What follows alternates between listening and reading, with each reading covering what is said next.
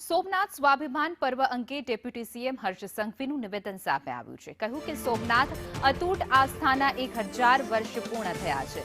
સાથે જ કહ્યું કે ઇમારત ભલે તૂટી પણ આસ્થા નથી તૂટી શક્યા। 72 કલાકના ઓમકાર જાપ આજથી શરૂ થયા છે। સાંજે મહાઆરતીમાં ભક્તો મોટી સંખ્યામાં જોડાશે। 11 જાન્યુઆરીએ શૌર્ય યાત્રામાં પ્રધાનમંત્રી પણ જોડાશે। 108 અશ્વ અને 1000 સાધુ સંતો શૌર્ય યાત્રામાં જોડાશે।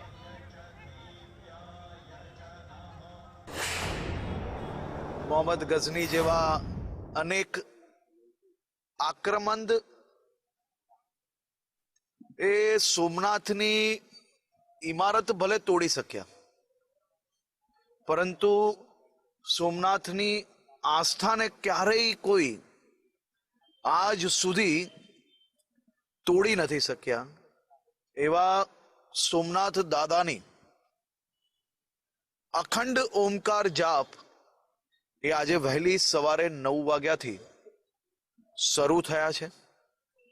72 કલાક સુધી આ ઓમકાર જાપમાં દેશભરમાંથી લાખો લોકો